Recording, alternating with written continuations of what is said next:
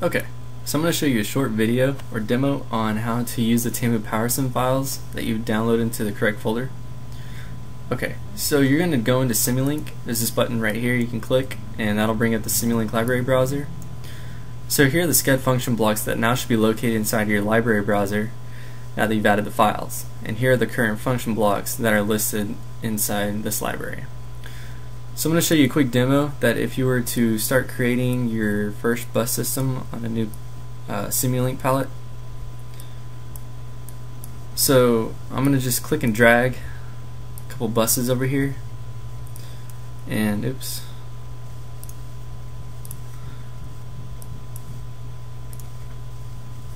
And then I'm going to connect it via a branch, and it doesn't matter which dots you can actually connect to, which nodes, as long as you just connect them to the buses.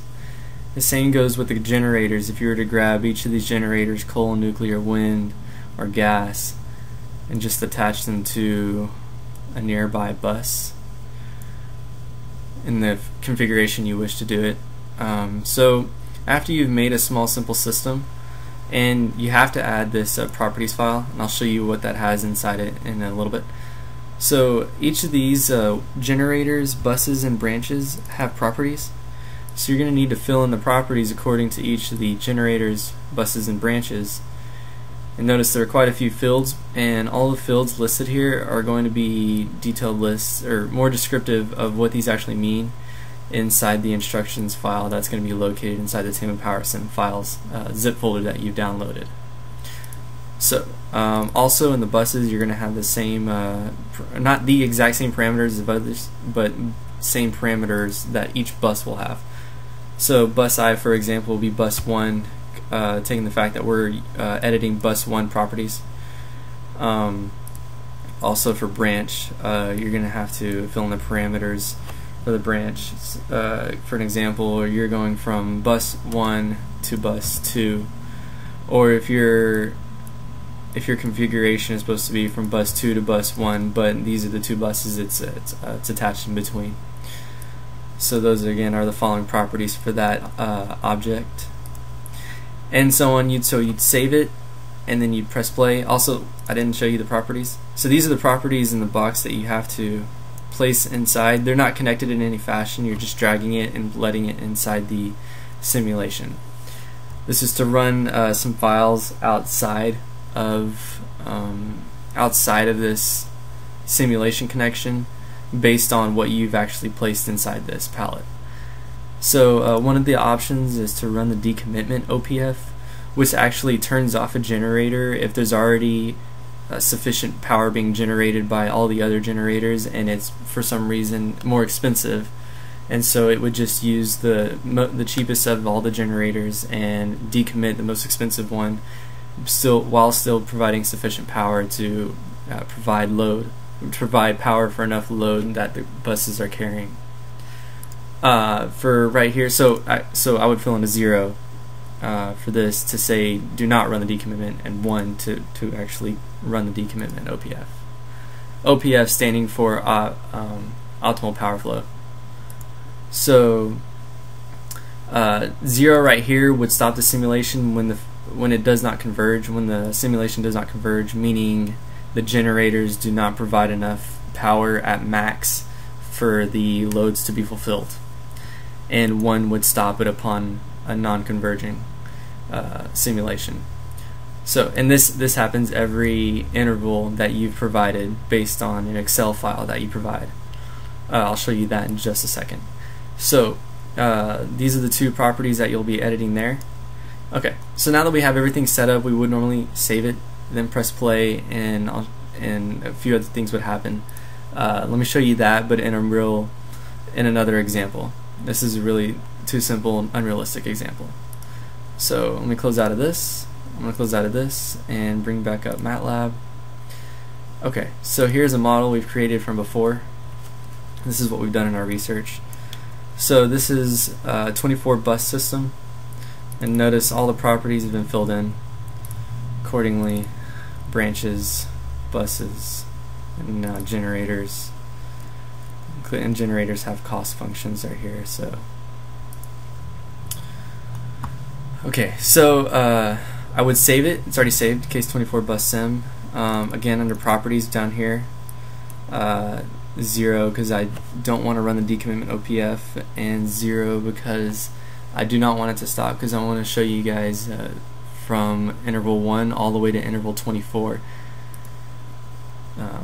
I want to show you the full simulation. So I'm going to go ahead and push start simulation, and what this does will bring up a window where I'm going to include a specific Excel file.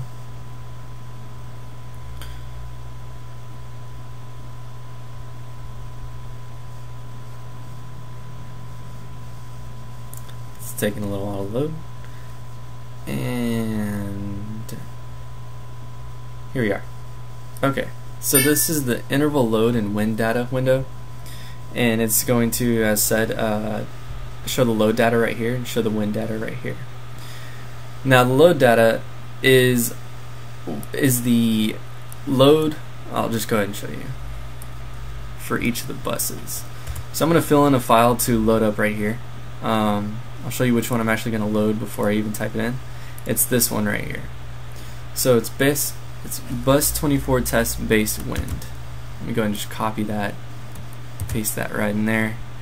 I'm going to load it up.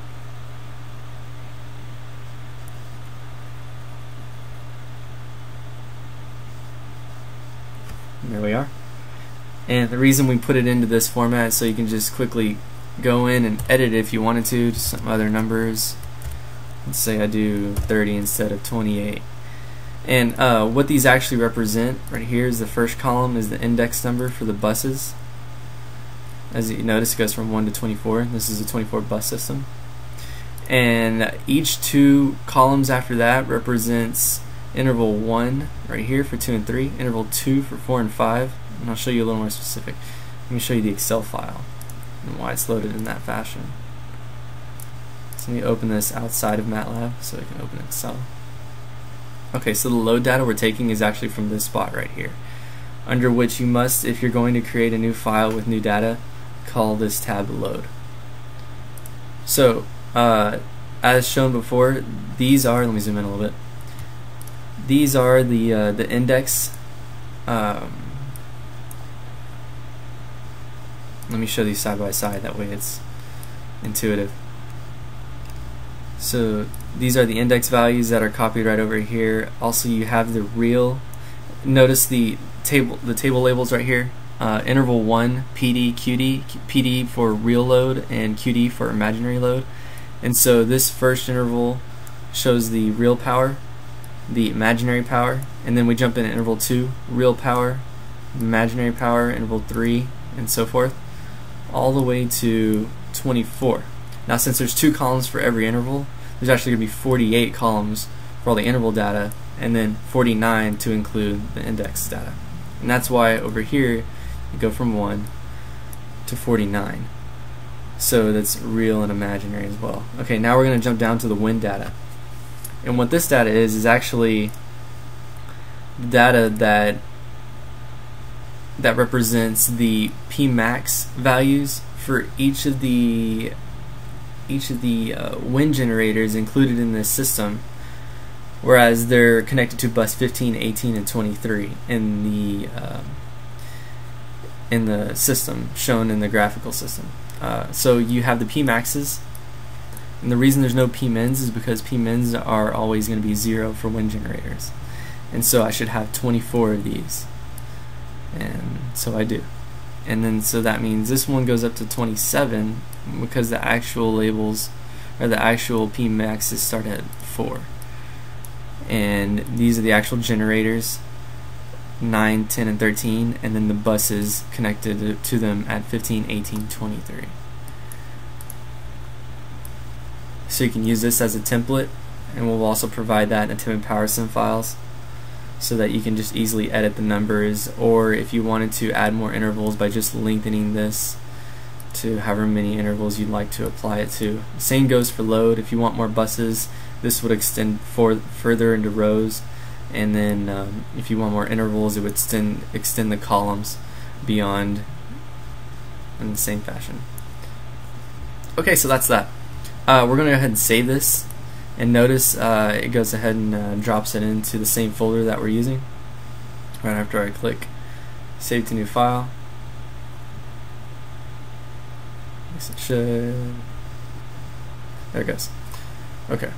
And now that we've saved it, it's going to simulate with that saved data we just did.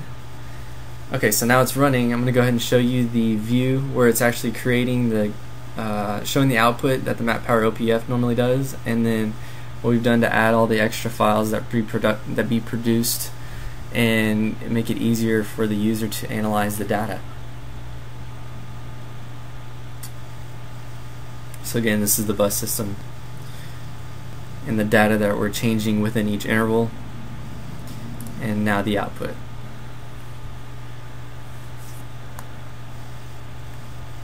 So this is going to run for about 6 minutes. The reason it takes a while is because it's creating so many different new files, and I'll just let it run for a little while and I'll explain to you what it's actually done and what it's produced.